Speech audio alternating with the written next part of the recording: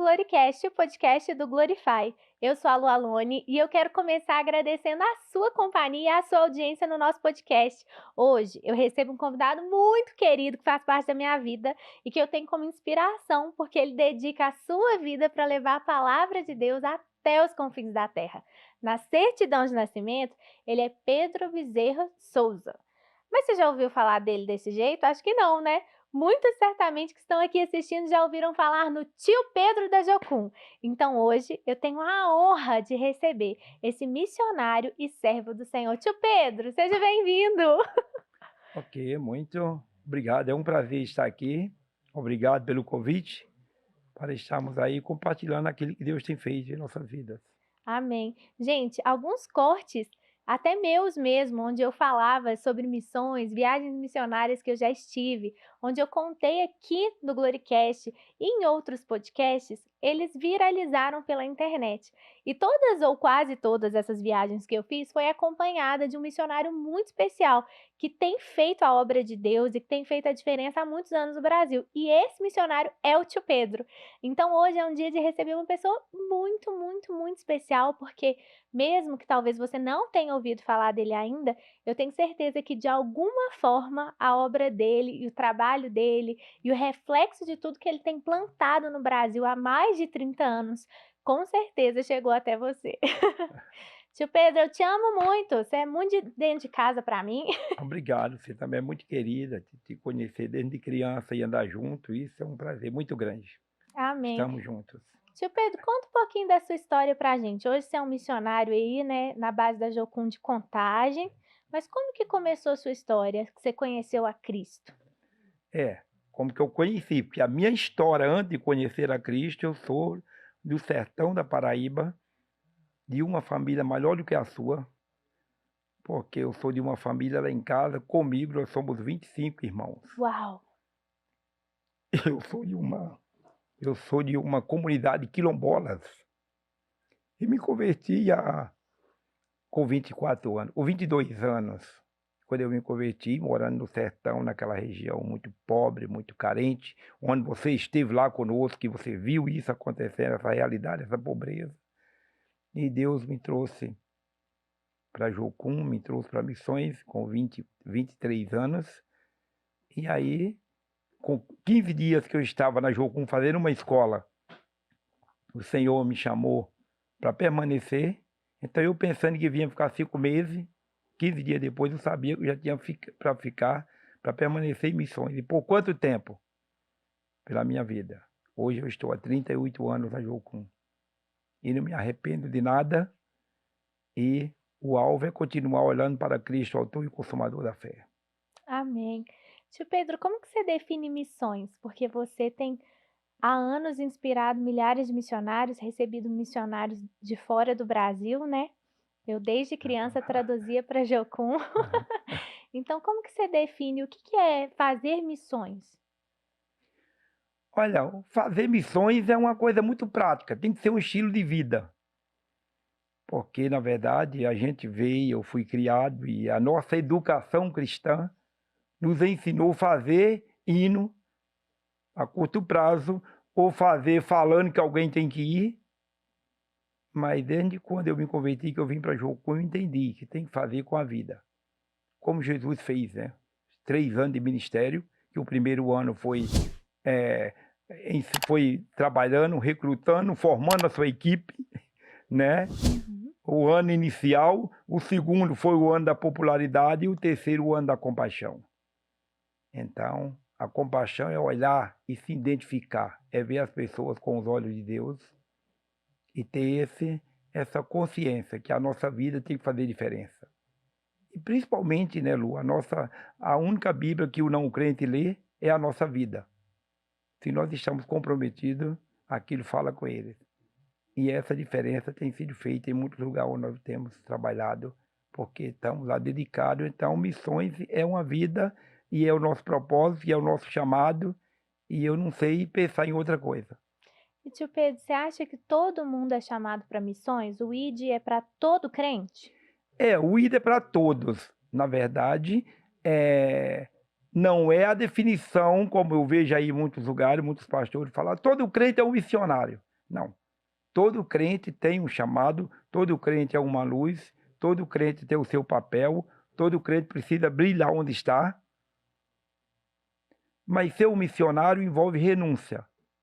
E nem todos os crentes estão dispostos a renunciar, a viver a vida lá fora de uma renúncia de dedicação ao Senhor. Então nós temos que entender essa diferença e isso faz toda a diferença quando nós entendemos o nosso propósito em Deus. E como que você entendeu que você seria um missionário? Igual você contou que 15 dias depois que você chegou na base da Jocum, Ah. Deus falou que você ia ficar, mas como que foi isso para vir, para essa decisão, esse entendimento que você tinha sido chamado para isso?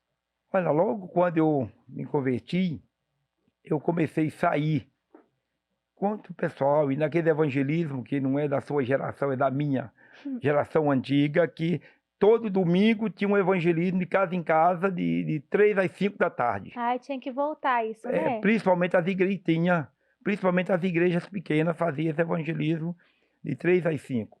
E eu comecei a sair com a turma da igreja, porque os pesquisadores falam que o crente, quando ele converte, se ele parar, se ele sair logo a partir que ele converteu, ele vai continuar fazendo. Se ele passar os primeiros 3 anos sem sair, ele não fala mais nem a linguagem da rua. Porque Uau. começa a ser tão igrejeiro e só a linguagem cristã que o não crente nem entende. Já é a primeira barreira é essa. Mas eu comecei a sair, comecei a entender que seria isso que eu queria fazer. E fui trabalhando e fui saindo. Depois de um ano, eu conheci um grupo da Jocum que estava na região. E aí alguém da Jocum falou, olha, que bom que você está saindo conosco no domingo. Mas a nossa vida é tempo integral. Mas como vai ser isso? Eu vou viver de quê? Ele falou, aí é que eu te falo. Eu também não sei de que eu vivo. Eu só sei que eu vivo da graça de Deus, do que Ele pode fazer por mim no dia a dia. Então, se você está disposto a sair, viver de tempo integral e acreditar que Deus vai suprir as suas necessidades, Ele vai fazer como Ele quer e da maneira que Ele quer. Você nunca vai saber como vai ser, vai ver Ele suprindo. Você está disposto a isso? Vem somar conosco. E aquilo foi um desafio para mim. Então, eu topei e estou há 38 anos e até hoje não sei de onde vem, mas eu sei uma coisa. Sustento missionário sempre vem do lugar que a gente não indica. Sempre nós indicamos alguém que poderia fazer algo. E aquela indicação nossa nunca funciona, porque vem de onde Deus quer e não de onde a gente escala para vir. Uau! Uma das experiências que mais marcou na minha vida foi com 13 anos. Eu fui, gente, na viagem para o sertão da Paraíba. E foi muito especial. Fui com o tio Pedro, a tia Regiane. E eu lembro que, às vezes, as pessoas imaginam missões de um jeito meio glamourizado, né? E não Sim. tinha nada disso. Gente, a gente andava em cima dos caminhões, né? Assim, com pau de arara, que tio Pedro chamava. De noite acabou a luz e a gente voltando em cima do pau de arara, que é aqueles caminhões que carregam boi, sabe?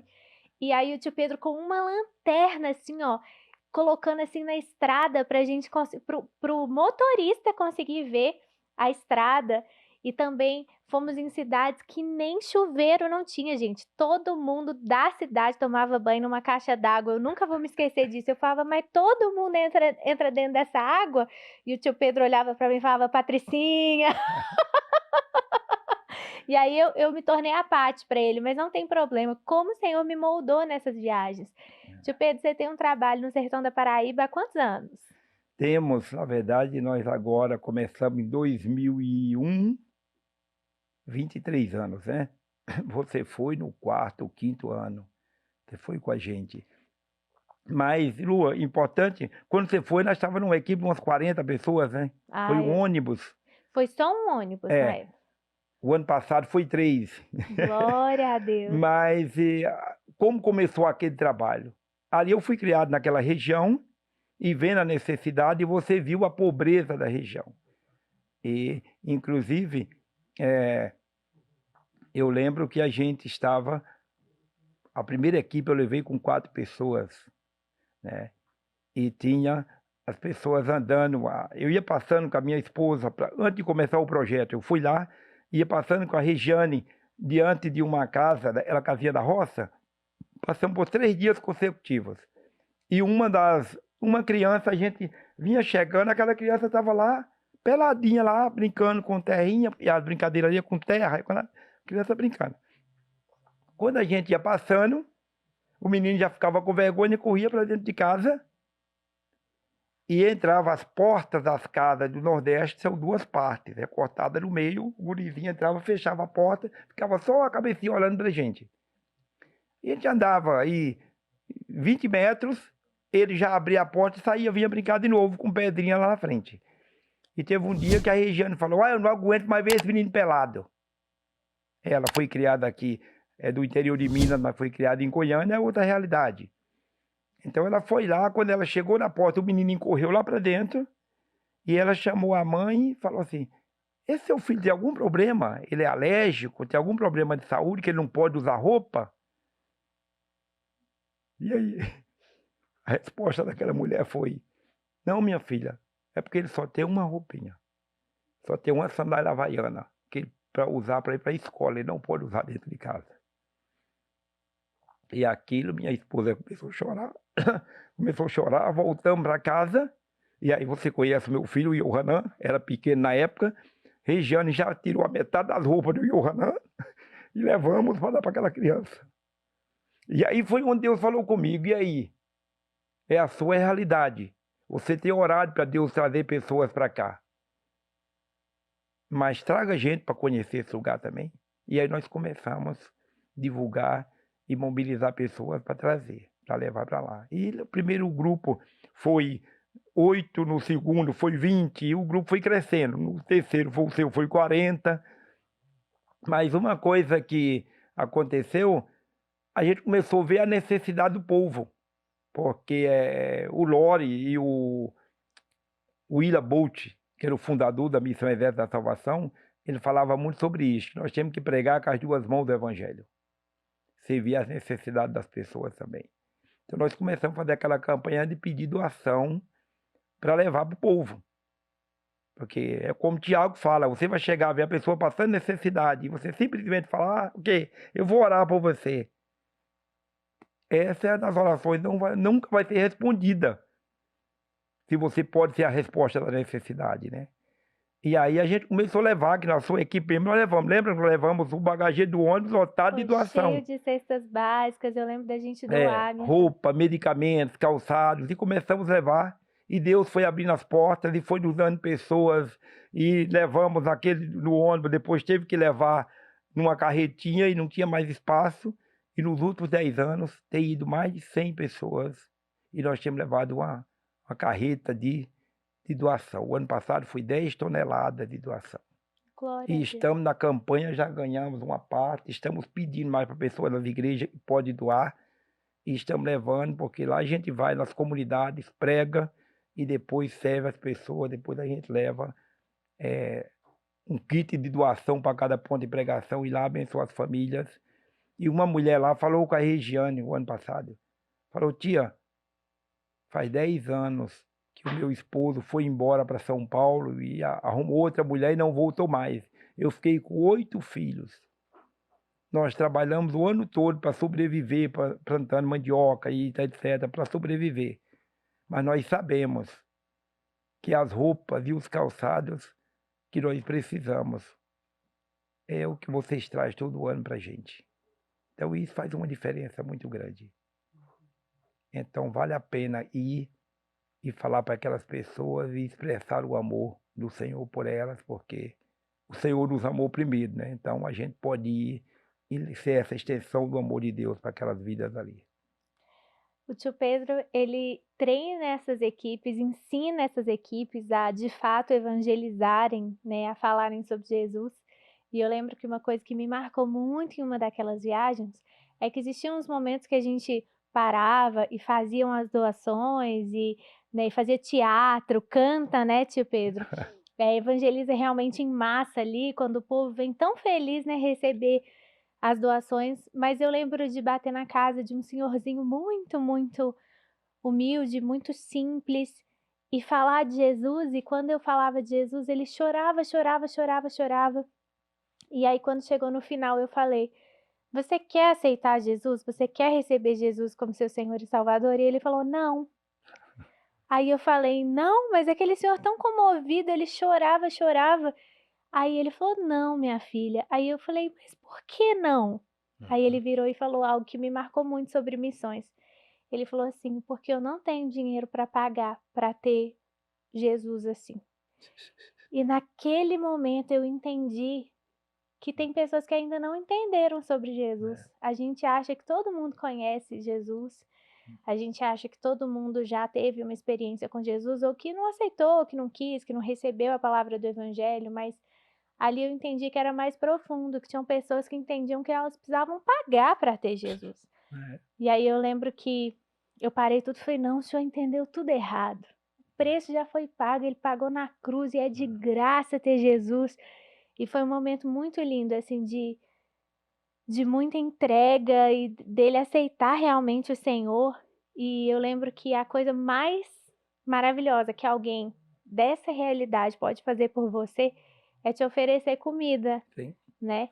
E aí eles nos chamaram para almoçar ali na casa, e eu nunca esqueci disso, e toda vez hoje quando eu evangelizo, eu sempre lembro desse senhorzinho que me marcou tanto. É porque, Lu, na verdade, o Brasil já foi pregar 2 evangelhos, fora as nossas tribos indígenas, região ribeirinha, de pouca parte do Nordeste que não ouviram ainda. Mas muitos lugares já ouviram, já foi pregado o evangelho de tudo pode e o evangelho de tudo que não pode. Mas o que precisa pregar é o evangelho do amor. E o evangelho do amor é o que faz diferença, né?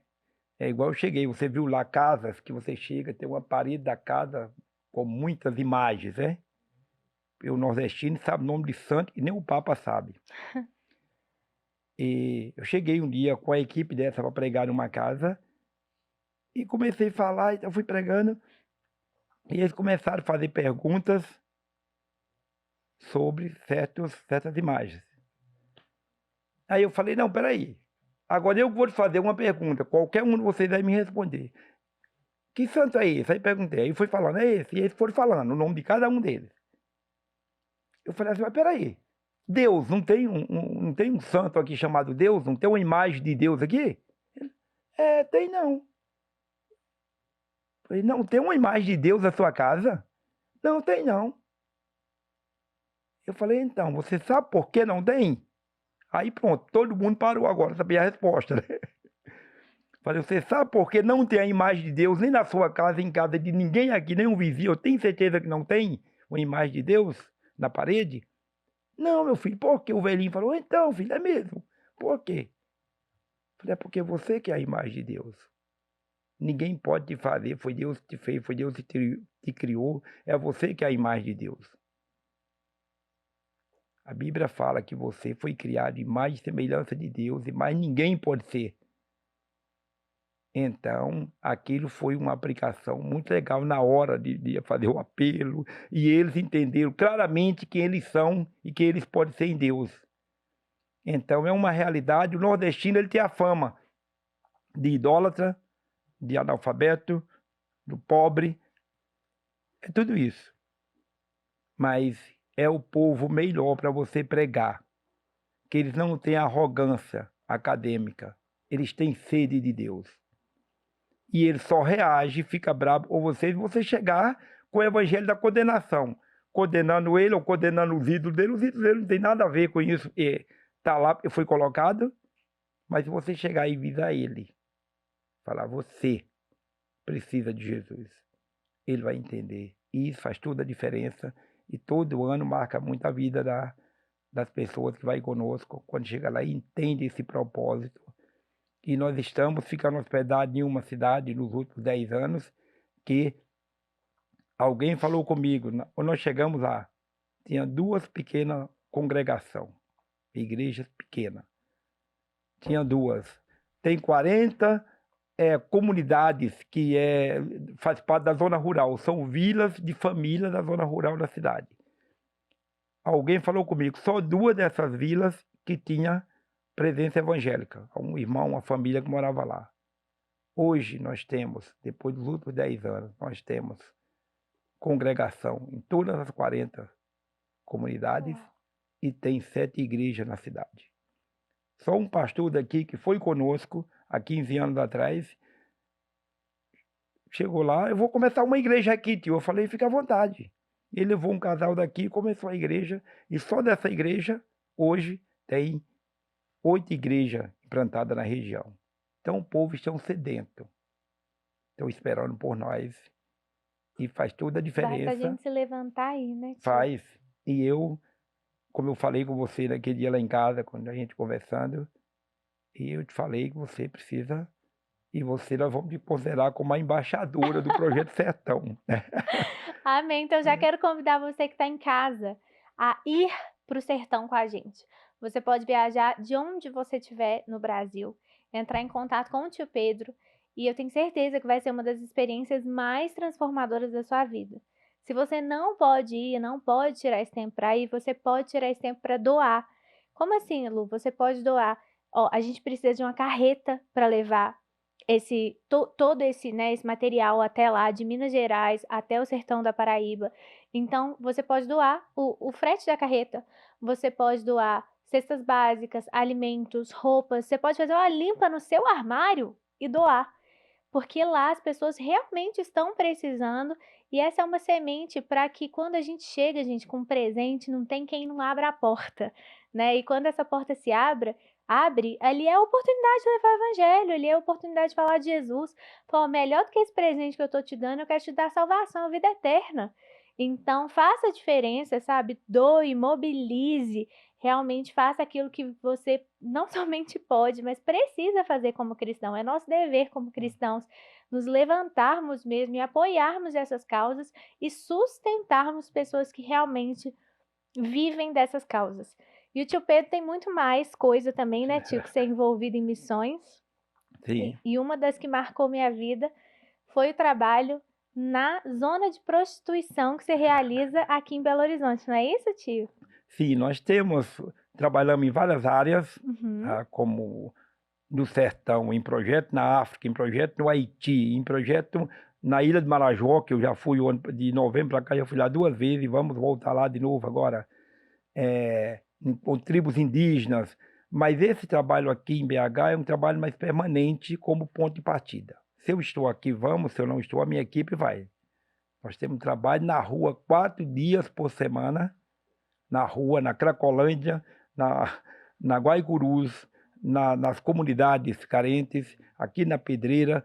Nós temos muito trabalho. E eu estou orando para nós ter os 5 dias da semana. É legal traduzir para quem não é de Belo Horizonte, É, né? Então, a Pedreira é uma das maiores comunidades aqui de Minas Gerais. E ali a gente tem na entrada dela uma Cracolândia, que é também uma das maiores de Belo Horizonte, onde muitas pessoas que precisam de ajuda, resgate, ficam. E a equipe do tio Pedro vai lá, gente, evangeliza, leva comida, resgata as pessoas, manda para casa de recuperação. É tipo o pacote completo. nós temos muito trabalho ali, não trabalhamos 5 dias da semana porque nos falta estrutura, nos falta condições de transporte, nos falta recursos para poder manter essa equipe na rua. Mas os meus planos era ter a semana toda, tempo integral na rua mesmo. Agora, esse trabalho na região de prostituição, tá? Das profissionais do sexo, nós trabalhamos lá há 20 anos. E Deus tem salvado muitas pessoas ali. Entrando naqueles prédios que as mulheres estão totalmente expostas ali, você chega, tá tudo pelada mesmo, aqueles prédios ali, e a gente entra, como você já foi lá também, Muitas o meu vezes. prazer de vir aqui é porque eu sei que o que eu vou falar você viveu com a gente, e a gente tem trabalhado ali, e continuamos trabalhando, e continuamos fazendo almoço para elas, fazendo trabalho com elas durante a semana, e as mulheres tão sedentas de Deus. Você tem uma ideia? A gente chegou, fazemos aniversário delas também, entramos em um prédio e essa experiência me marcou, porque nós levamos um bolo, a Regiane arrumou lá, eles têm de aniversário, né? Bolo e etc, e salgadinho. Chegamos em um prédio, tem um porteiro na porta, então sempre para entrar, como equipe, o que que é? que está acontecendo? Eu falei, não, nós vamos no aniversário da fulana, hoje é o aniversário dela, vamos fazer. Ah, então tudo bem, lá no quarto tal. Nós já tinha o endereço todo, né? Então tudo bem. Entramos lá, era noite. Aquela mulher estava lá, pelada na porta do quarto. Quando nós chegamos, a nossa equipe cercou, ele começou a cantar parabéns. Mas ela estava tão, na linguagem da rua, tão noiada, que falou, ó, eu nem lembrava que hoje era o meu aniversário. Mas aí ela ficou feliz, recebeu a gente, a Regiane pôs o bolo lá em cima da cama dela e tal, e ela foi chamar as amigas dela. Pôs uma blusa, que uma blusa não era roupa, mas é muita coisa e estava pelada, né? Saiu chamando, convidando todo mundo. E o que me marcou é que aquela mulher gritava nos corredores, gente, vem comer o meu bolo, meus amigos vieram fazer o meu aniversário. E como eu sou muito observador, eu fico observando essa apresentação dela primeiro. Os meus amigos vieram fazer meu aniversário. Primeiro, nós não éramos amigos daquela mulher. Mas eu entendi que ela estava querendo deixar claro para todo aquele povo do corredor, os usuários, aquelas mulheres, que ela é gente capaz de ter amigo, capaz de ser considerada. E ela gritava, meus amigos vêm fazer meu aniversário, e vem vindo. As mulheres foram juntando tudo, entraram naquele quarto e via tudo. Pelada como estava, e aquele negócio entrou naquele quarto, com aquele monte de mulher ali comendo, e a Regiane deu uma palavra, agora foi servir. E os usuários do corredor passando, claro que eles viam os quartos todos vazios, né? Começaram a chegar na porta. E teve uma hora que aquele monte de homem na porta, aí eu estava do lado assim, falei, ô gente, fecha essa porta aí, senão esses homens vão entrar. E nós viemos fazer algo para vocês. Aí uma mulher falou, é mesmo, dá licença. Pegou e fechou a porta. Aquele quarto ficou igual o Jardim do Éden, ali dentro. Mas daí a pouco chegou outra mulher, e aquela mulher chegou, quando ela abriu a porta, aquele monte de homem que estava lá fora, todo mundo chegou na porta assim, e aquela mulher olhou para dentro do quarto, que estava a nossa equipe, com toda aquela mulherada ali dentro. Aquela mulher deu um grito, e gritou, gente, deixa essa porta aberta. Isso, como estava nos chamando a atenção, né? Deixa essa porta aberta. Aí ela virou para o corredor e falou, porque esses homens aqui, ó, precisam saber que alguém nos ama. Como aquilo foi forte para mim. Aquela mulher expressar que o povo precisa saber que elas são amadas. E o mais forte para mim é que ela falou a nossa identidade como igreja, porque a Bíblia fala que nós somos conhecidos pelo amor. Então isso faz toda a diferença. Uau! Eu quero, inclusive, nesse momento, quebrar o seu preconceito de dentro de casa. Talvez você está assistindo esse podcast e se questionando e talvez até agora não entendendo. E eu quero contar uma história que eu vivi ali. Eu fui fazer parte desse trabalho com o tio Pedro e eu lembro que eu ainda não entendia muito bem. E a gente entrou em um dos quartos e ali eu encontrei uma senhora já, ela já tinha mais de 60 anos, com certeza. E eu lembro que ela olhou para mim e primeiro ela falou assim, uai, veio pagar promessa? Ensinando de Deus pra gente? E eu falei, não, não vim pagar promessa. E eu lembro que quando eu comecei a falar para ela do amor de Jesus, aquela senhora se quebrou, ela olhou para mim e ela falou assim, por favor, me tira daqui. Ela falou, você acha que eu quero estar aqui? Ela falou, eu não quero estar aqui, mas eu nasci aqui. Eu nasci aqui, eu cresci aqui. Essa foi a minha vida desde que eu me entendo por gente. Hoje eu já sou uma senhora. E só para pagar por esse quarto, por dia, eu preciso me entregar para 14 homens. Você acha que eu não procurei emprego em outro lugar? Eu procurei emprego em muitos outros lugares. Mas sabe qual é a experiência que eu tenho? Eu nasci aqui e eu cresci aqui. Essa é a única experiência que eu tenho. E nenhum outro lugar quer que uma pessoa como eu seja contratada para estar nesse lugar.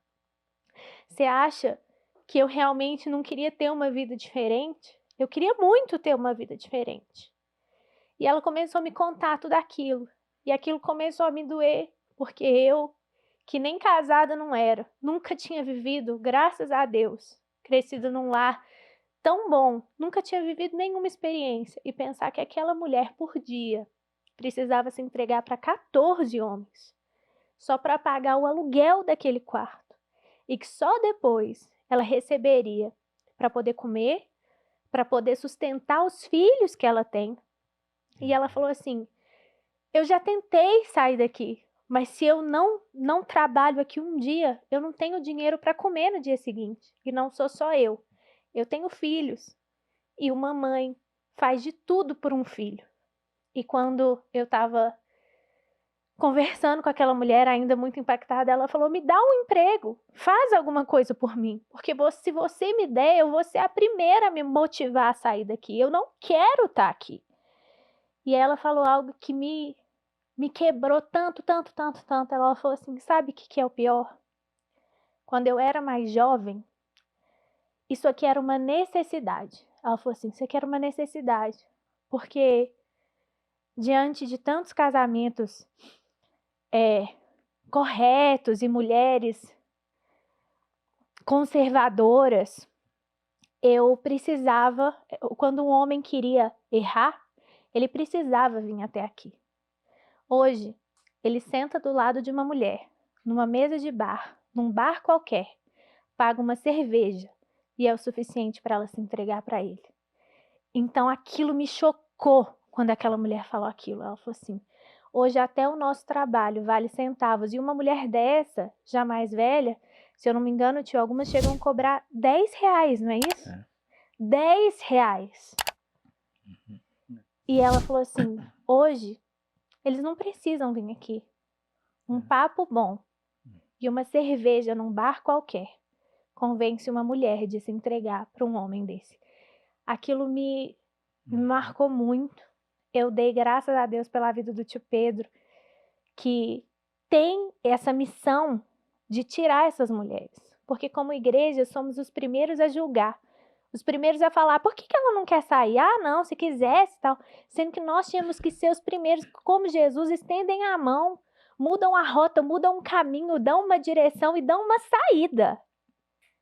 Então, talvez se você estivesse julgando esse podcast de uma forma meio errada, seja mais como Jesus. Enxergue as pessoas como pessoas. E em vez de julgar, que tal criar situações para mudar o destino dessas pessoas, né, tio Pedro?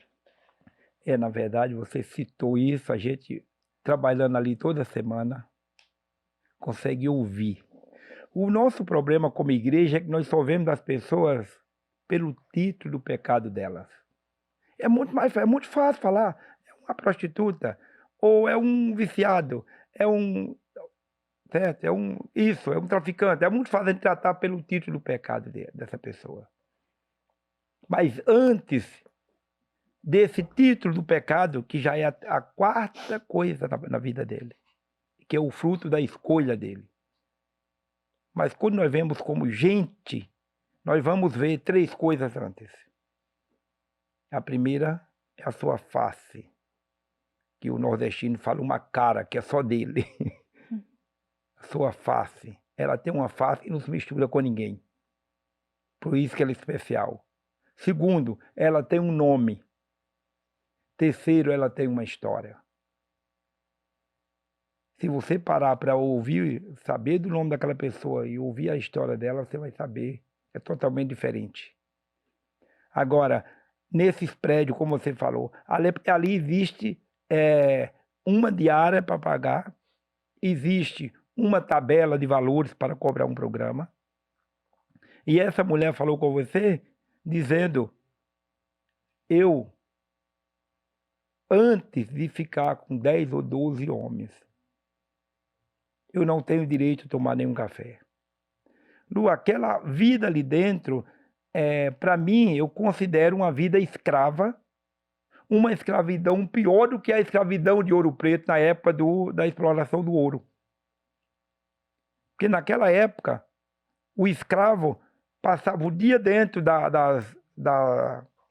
Das minas. das Minas. Eu já fui em Minas ali, que é uma tristeza. Fui conhecer, fui lá dentro, só para sentir como que é. Tem algumas que é aberta a visita. Eu fui. O camarada passava o dia ali naquela mina. Quando ele vinha saindo à noite, só tinha o empregado do patrão ou o patrão. Olha lá, e aí, o que, é que você conseguiu? Aí isso, dá-me. Pegava o que o cara vinha trazendo. Se ele falasse, não, eu não consegui nada hoje. Então tá bom, amanhã você volta. Essa era a consequência, voltar amanhã. Você sabia que aquelas mulheres ali, por exemplo, aquela mulher falou contigo 14, que tem ali prédio, tem a diária de R$ 100, tem de 150 e tem 250. Entendeu? Mas essa que falou contigo sobre 14, que seria a diária do quarto dela.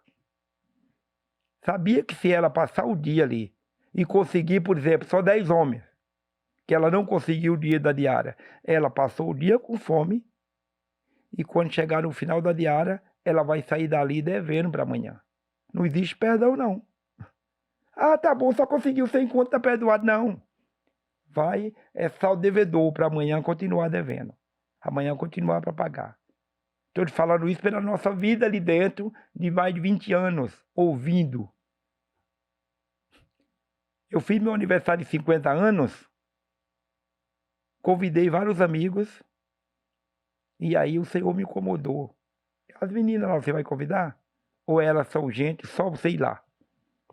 Então eu fui com a Regiane, né? Chego lá, entro com a Regiane, pegando na mão dela aquele spray tudo e convidando. E algumas, ah não, é longe, não vou poder ir, não tem transporte. Aí a Regiane, sabe que mulher às vezes fala mais do que o homem, né? Regiane já pegou a palavra, não, pode fazer uma lista aí que a gente vai arrumar um carro para pegar vocês. Tá bom, fizeram a lista lá, nem muitas foram, mas foram umas 15. Conseguimos alugar uma van para pegar elas aqui e levar lá em casa. Chegou lá naquele pátio lá em frente à base ali, nós fizemos ali, tinha vários amigos que foram e tal.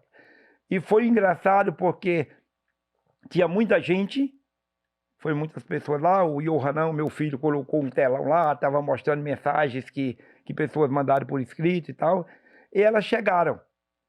Quando a van parou, eu pus 2 obreiras para receber elas, quando a van parou, elas chegaram, estava nós naquela formalidade, como igreja, todo mundo sentado e tal, e eu estava lá na frente, elas chegaram, não entendem nada da nossa formalidade, foi chegar, ó, tio Pedro, tudo bem? E então, foi lá na frente. Eu estava falando. Elas foram lá na frente. Como que eu poderia fazer diante de mais de 100 pessoas sentadas? Elas estavam sendo como as mal educadas, né? E eu poderia fazer como a gente faz na igreja. Cortar de fininha, mas tudo bem, legal, você chegar, pode sentar aí, legal, que depois a gente conversa.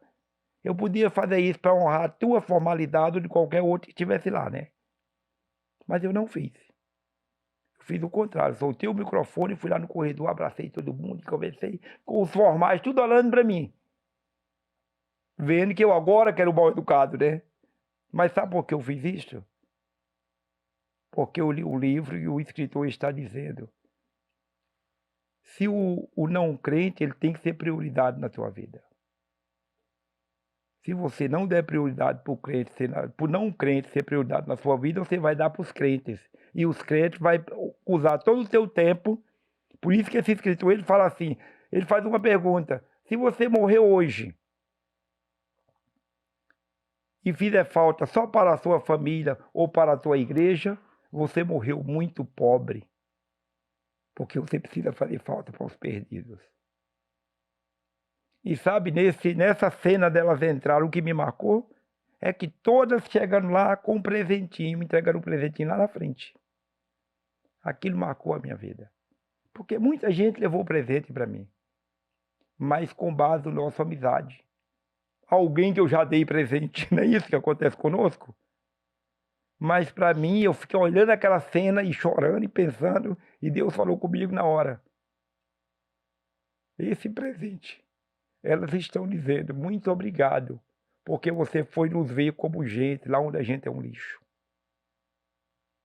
Então, quando você vê pessoas com os olhos de Deus, faz toda a diferença. Uau. Tio Pedro, você continua sendo inspiração ano após ano. Tio, falando ver pessoas com os olhos de Deus, eu quero trazer uma situação um pouco difícil, um pouco triste, mas que eu acho que não tinha pessoa melhor para falar sobre ela do que o senhor. A gente está vendo agora as enchentes, né, que estão Sim. ali no Rio Grande do Sul, invadindo muitas pessoas, infelizmente, falecendo, muitas pessoas perderam as casas. O que a gente, como cristão, pode e deve fazer num momento como esse? Boa pergunta. Precisamos estender nossas mãos. Nós temos uma tendência, e principalmente na nossa cultura brasileira, nós não aprendemos a assumir responsabilidade. Nós aprendemos foi transferir a responsabilidade. Como, por exemplo, se você chega ali na avenida, para no trânsito e vem o cara, me dá uma moeda para eu comprar um pão. Se você estiver sozinha, é muito fácil apertar seu... sobe o vidro na cara da pessoa, ou seja, bate a porta. Se tiver um carro igual o meu, no meu Fusca, você vai lá e sobe o vidro rapidinho. Se você estiver sozinha. Mas se tiver alguém com você, o que você faz? Você faz a mesma coisa e agora vira para mim que estou contigo, você sente a responsabilidade de me dar uma satisfação, ou seja, de justificar a sua atitude. E você vai justificar transferindo a responsabilidade. Sabe como? Dizendo, olha aí, nosso país é uma vergonha, né? Entra prefeito, sai prefeito, presidente, governador, não faz nada por essas pessoas, né? Nós falamos isto. Eu estou transferindo a responsabilidade. Isso não quer dizer que o presidente não tem o que fazer, o governador não tem. Tem sim. É bíblico. José representou a autoridade e fez pelo povo. Mas isso não nos isenta da nossa responsabilidade. Precisamos fazer algo como pessoa. E agora, como nós fazemos no Nordeste e na situação do Sul, precisamos fazer algo. Nós, como Jocum, temos equipes internacional para essas catástrofes que acontecem no mundo inteiro. Nós formamos há 3 anos atrás, porque igual naquela época de Mariana, eu fiquei 20 dias ali, eu fui com 4 pessoas e com 10 dias eu estava com 250. Eu entendi que nós estávamos ensinando com a vida, dizendo, vem somar conosco, e o povo começou a ir. Então, agora nós estamos mobilizando, nós temos no Brasil, há 3 anos atrás, eu fui numa reunião de liderança de Jocum Brasil e sugeri isso. Falei, gente, nós precisamos ter uma equipe de emergência só para essas coisas que acontecem, como em Brumadinho, como nesse lugar todo aí, como em Mariana. Certo? Então nós formamos um grupo por nome de Promoção Humana. Até no meu boné aqui atrás está escrito, Promoção Humana. Que promoção humana na linguagem evangelística quer dizer, dar oportunidade para a pessoa ser promovida de criatura para filho de Deus. Mas essa promoção também é de ver a pessoa com os olhos de Deus e servir com as 2 mãos. Então nós temos esse grupo para essas situações. E já estamos, eu estou em contato direto, tá o grupo rodando aí, a Jocum no Brasil inteiro se mobilizando. Já tem gente nossa lá e estamos indicando que está nos procurando para poder somar com a nossa turma lá. Esse mês, eu pessoalmente, está difícil para mim ir, porque vou para Manaus na semana que vem, depois vou para compromisso com a Jocum, as escolas da Jocum, vou para Santa Catarina, vou para Morro do Borel, também esse mês eu tenho 3 viagens, mas estou mobilizando e estamos indo, e já tem uma turma responsável lá, e já tem uma turma trabalhando, e precisamos fazer algo, e eu gostaria que nós como igreja se mobilizasse. O governo pode fazer, o presidente, sei lá, a sociedade pode fazer, mas o Senhor conta conosco como igreja. Foi para isso que o Senhor nos pôs na terra, para ver as pessoas com os olhos dele. Então nós precisamos fazer algo e estamos mobilizando e cremos que Deus vai nos dar graça para a gente fazer muito que a gente puder fazer naquela região ali, servir naquelas famílias. Tem uma obreira nossa, até naquele dia do culto, você viu lá ela tocando. Ela era de lá, de uma cidadezinha perto de Porto Alegre. Hoje ela falou com a Regiane. Falou, tia, na minha casa, na casa da minha mãe, juntou a minha família toda, ficar desabrigada na região, só a minha casa que não encheu. Então, todo mundo lá em casa. Tem 25 pessoas dentro da minha casa, da família. E o meu tio está com mais de 16 pessoas. Está todo mundo tumultuado porque perderam tudo.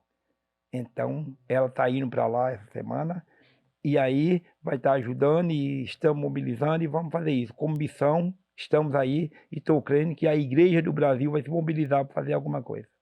Uau! Então nós, como Glorify, também estamos nos mobilizando. Se você está assistindo esse podcast ou assistindo esse recorte, nós juntos com o tio Pedro vamos deixar mais informações nesse recorte do Instagram, na legenda, então procure lá para saber como mobilizar, como doar, como ser efetivo em fazer a diferença. A gente crê que ser igreja não é simplesmente a gente falar, comentar as coisas ou até repostar e falar assim: "Uau, olha que catástrofe", porque às vezes a gente se escandaliza, se horroriza com as coisas, posta e fala doa. Mas será que você de fato doou ou você só se escandalizou? Então eu quero pedir, não seja apenas aquele que ficou incomodado com a situação, mas seja aquele que estende as mãos e faz o que o tio Pedro falou, esse promover o humano, o realmente ver uma pessoa que está no estado de criatura e mostrar que ela não é só criatura, ela é filho, filha de Deus. E que Deus tem, através da sua vida, visto essa pessoa, cuidado dessa pessoa. Então, nós estamos deixando na legenda como doar. Se levante e venha fazer parte disso com o Glorify, com o tio Pedro, junto com a Jocum, que está aí em todo o Brasil. Então, você pode doar na Jocum que estiver mais perto de você ou também de outras formas que a gente vai deixar essa informação. Na verdade, Lu, eu vi essas mãos dadas para ajudar, fez uma diferença muito grande. No início da pandemia, quando aqueles prédios, primeiro lockdown de BH que fechou aquilo tudo, a Ana Paula ligou e falou: "Tio, eu vou fazer uma live e quero fazer pedido para ajudar vocês aí." E ela fez uma live e nós ganhamos muita doação, entrou uma boa oferta e nós conseguimos manter, servindo aquelas mulheres, atendendo. Sabia que o trabalho no período da pandemia foi os 2 anos que deu mais fruto a Guaicuru do que todo o histórico. Porque com aqueles prédios fechados, ficou 3 meses fechado, aquelas mulheres nos ligavam pedindo ajuda. E nós ia na casa delas. E que elas é lá dentro? É a profissional do sexo. Mas na casa delas, ela era a dona de casa, a pessoa que estava nos recebendo, era mãe de família, e ali a gente tinha todo o espaço para pregar e muitas não voltaram. Glória a Deus. Então, essa ajuda é muito importante. A ajuda no sertão faz uma diferença muito grande. Estamos indo agora, o DT está junto conosco da divulgação, vai mandar uma turminha conosco, a Igreja Luzeiro, a Ponte, todo mundo de mãos dadas dizendo: vamos fazer algo. E eu acredito que se as pessoas estiverem nos ouvindo e se dispor em nos ajudar, como oferta para o trabalho, ou para um transporte, ou para ajudar nas doações, ou com doações para nos receber, nos ajudar nesse sentido, vai fazer uma diferença muito grande para aquelas pessoas ali. Amém. Em nome de Jesus.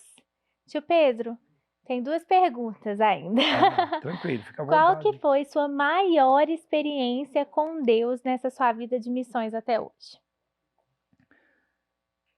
É difícil de responder, mas uma delas foi: eu passei pela morte em um acidente e fui dado como morto por 24 horas. E a equipe médica simplesmente falou: deixa ele aí, tá mexendo, mas isso não vai muito longe. Eu com a minha cabeça afundada, que afundou e fui num acidente lá no Nepal. Deixaram por 24 horas ali, dizendo: depois a gente vai ver o que é que deu. Numa região, Nepal e Índia, é o lugar que vaca, gado, rato, barata, tudo tem valor, menos gente, né? Então a região ficou chorando do lado E aí colocaram a Igreja da Lagoinha, a igreja no Brasil e no mundo inteiro fez campanha. Você e sua irmã lideraram uma campanha para levantar recursos para me ajudar.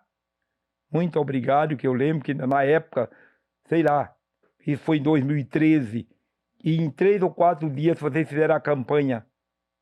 Vocês mandaram, agora eu não estou lembrado, mas foi uma média de 8 a 10 mil dólares para nos ajudar. Tá?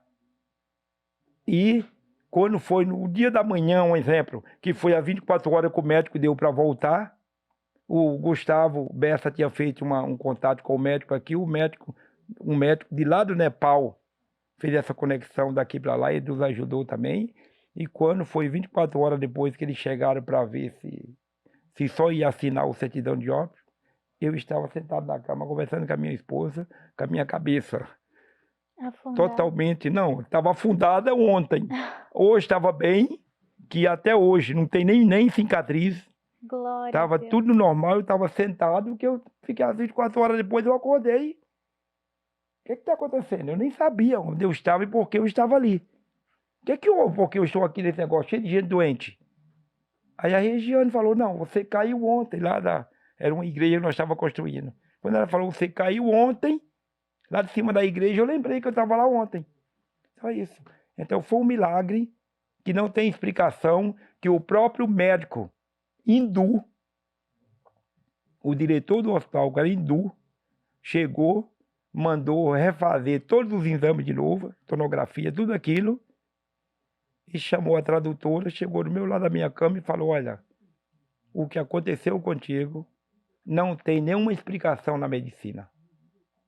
Não se explica. Eu que desconfio de uma coisa. Eu recebi um e-mail lá da sua cidade, eu tenho um amigo lá da sua cidade, e ele mandou um e-mail dizendo que você é um missionário. Para mim, eu pudesse te ajudar, dizendo que você é um missionário. Missionário, para mim, eu não sei muito o que é. Eu acho que é alguém que tem um Deus. Eu lembro de falando com essas palavras. É alguém que tem um Deus. Então, se você tem um Deus, foi o teu Deus que fez isso por você. Porque ninguém faria e não se explica. Então, por favor, só enfiou a mão no bolso, tirou o cartão de visita dele e falou, leva o meu cartão e lembra de orar ao teu Deus pela minha vida.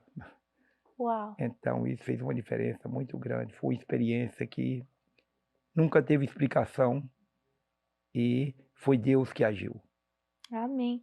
Tio Pedro, para finalizar o nosso podcast, eu queria te perguntar da sua foto. Aqui no podcast a gente sempre pede os convidados para escolherem uma foto muito especial com um motivo.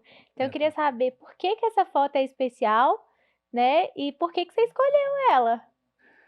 Olha, já trabalhei em muitos lugares, mas essa foto é na Praça de Ouro Preto, Praça Tiradentes, no período do Carnaval, que quando nós começamos o trabalho no Carnaval, vai fazer há 30 anos atrás, foi em 94, exatamente há 30 anos atrás, nós trabalhamos os 3 primeiros 4 anos. Eu lembro, a Ana Paula participava como adolescente da nossa equipe de Kings Kids lá. Uhum. Então, todo lugar que a gente ia apresentar, tinha um som que abafava a cidade toda. A gente chegava com uma caixinha de som desse tamanho numa esquina, chegava a polícia, não pode pôr som aqui não. Porque isso, olha aquele som que está lá na praça. Mas aqui não pode ter som e não sei o quê. Mas a gente sabia que não podia porque somos evangélicos. Era perseguição. Porque uma coisa eu já entendi. O não crente, ele sai para a rua no período do carnaval pensando em fazer de tudo. Ele sai, planeja, se for possível usar drogas, beber com seus amigos, ele premedita tudo. A única coisa que ele não planeja é encontrar com um crente lá, naquele lugar. Porque nós já pregamos a nossa mensagem de tudo que não pode e o não crente sabe que o crente não vai naquele lugar. Até crente que quer desviar vai, né? Porque sabe que não vai encontrar nenhum irmão lá, né? Então, com base nessa foto, nós passamos toda essa perseguição de tudo que não pode. De 3 anos, no 4º ano, Deus nos deu uma palavra para formar um bloco de adoração ao Senhor. E nós começamos e temos um bloco de carnaval hoje. Que o ano que vem você vai lá levar o Davi para participar. Onde ninguém quer ir, né? Então, esse ano nós tínhamos quase 500 pessoas conosco lá, uma bateria de 70 instrumentos. O nosso bloco lá é muito forte. Mas agora, nos últimos 10, 12 anos, com o nosso bloco de adoração, saímos nas ruas cantando e adorando ao Senhor, estamos dentro da programação do carnaval, já é dentro do percurso de tudo que acontece na agenda do carnaval. Então a gente, a cada 100 metros, a gente ajoelha e ora. Aí, e quando chega na Praça Tiradentes, que é o ponte, tá todo mundo ali esperando os blocos chegar para passar. Tem um equipamento de som ali muito grande e ele faz a chamada, quando a gente chega na avenida, faz a chamada para os blocos entrar. E quando nós chegamos, nosso bloco chama-se Jesus é Boa Beça. Então, quando o cara grita lá, o Boa Beça chegou, pode entrar. E quando a gente vai, nós agora, nos últimos 6, 7 anos, somos o único, não é os únicos não, o único bloco que tem acesso ao palco para a equipe entrar, chegar lá embaixo, ajoelhar para orar, e eu ter acesso para ir lá no palco, pegar o microfone e dar uma palavra de lá e orar lá de cima. Eles nos chamam para ir. Esse ano, tem outra foto que era com o prefeito da cidade junto, e o prefeito me passar a palavra, falou, aí, pode ficar à vontade, dá uma palavra para o povo. Então essa é uma foto que me marca muito, exatamente por saber a conquista dentro da história. Ter o acesso àquela praça, com aquele povo, para chegar com todas as letras e pregar lá de cima, dar uma palavra e orar por todo aquele povo, de uma história que nós lá era rejeitado e não podia pôr a nossa caixinha de som lá na esquina, a 1 quilômetro daquela praça, e hoje a gente tem esse acesso de chegar, de bem-vindo, aqui o microfone, fica à vontade. É uma conquista que me marca muito. Uau!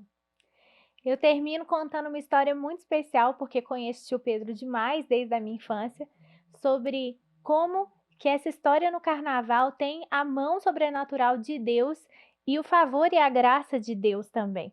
Às vezes, como eu falei já ao longo desse podcast, a gente é o primeiro a julgar, né? Mas o último a querer ir para esses lugares que realmente precisam do Senhor.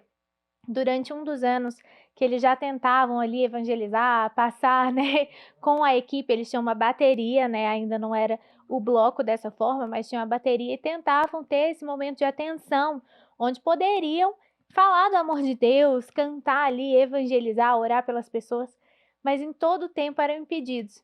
E aí o Senhor falou com eles, falou assim, ó, vocês vão para a Praça Tiradentes, que é a praça, assim, central, mais importante de Ouro Preto. E aí, quando eles chegaram ali na frente da praça, não tinha jeito de invadir aquela praça, nem para falar de Deus e nem para entrar de qualquer forma, porque aquela praça estava cheia de gente no meio da muvuca, pulando carnaval, e realmente não tinha como. E aí Deus falou assim, espera. E eles esperaram ali, confiantes na palavra do Senhor. De repente, como só o nosso Deus faz, uma nuvem veio. E essa nuvem parou em cima da praça, no centro da praça, e começou a chover só ali, gente. As pessoas fizeram como assim, para ir para os lados onde elas não seriam molhadas. E de repente a equipe do tio Pedro invadiu a praça, que tinha ficado um silêncio por causa da chuva, e começou a cantar, glorificar o Senhor, evangelizar e ganhar almas para Jesus. Então, até quando a gente acha que é impossível, no meio de um carnaval, se Deus te mandou, vá. Quando Deus fala algo para você, faça.